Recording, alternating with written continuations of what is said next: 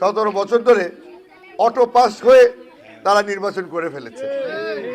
তা করে দিব, স্কুল হয়ে যাবে, এসব বলে আসলে কোনো ফায়দা হয় না।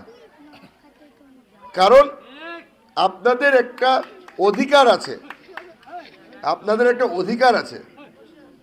যদি ভোট দেন তাহলে ভোটের পরে বারবার করে বলতে হবে যে ভোট দিয়েছি, কাজ করো নাই কেন। কারণ এই জমির মালিক রাঙ্গুনিয়ার মালিক, রাঙ্গুনিয়ার মানুষ। আমি এসেছি আপনাদের জন্য চাকরি করতে, 5 বছরের জন্য আপনাদের জন্য চাকরি করতে চাই। চাকরির আবেদন নিয়ে এসেছি।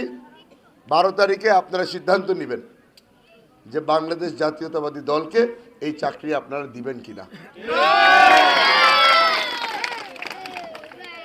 চাকরিতে যদি চাকরি করার সময় যদি অবহেলা করি তাহলে এই জমির মালিক হিসাবে, রাঙ্গুনিয়ার মালিক হিসাবে আপনাদের দায়িত্ব আছে, অধিকার আছে আমাদেরকে শাসন করার, আর শাসন করতে হবে। যদি ঠিকমতো কাজ না করি আশা করি আবার বাধা দেবেন। কারণ এই ভোট দেওয়ার পরে আমি আপনাকে চিনি না, আপনি আমাকে চিনেন না, এই রেওয়াজটা বদলে দিতে হবে।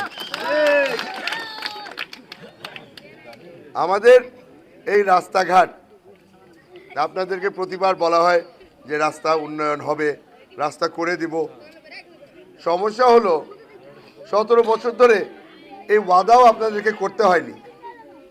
17 বছর ধরে অটো পাস হয়ে তারা নির্বাচন করে ফেলেছে। এখন নতুন একটা সুযোগ এসেছে, আপনারা নিজেরা সিদ্ধান্ত নেবেন কাকে আপনারা ভোট দেবেন।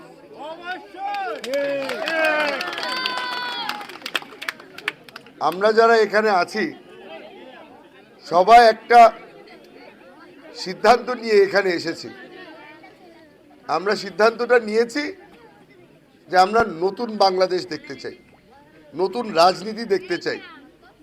আর এই জিনিসটা আমরা পেয়েছি বেগম খালেদা জিয়ার থেকে। আমার প্রথম চাকরি ওনার সাথে, উনি মারা যাওয়ার পরে চাকরি পেয়েছি তারেক রহমান সাহেবের সাথে। বেগম জিয়া মারা যাওয়ার আগে একটা স্বপ্ন দেখেছিল যেখানে প্রতিহিংসার রাজনীতি আর থাকবে না। এই স্বপ্নটাই বাস্তবায়ন করতে চেষ্টা করছে তারেক রহমান সাহেব।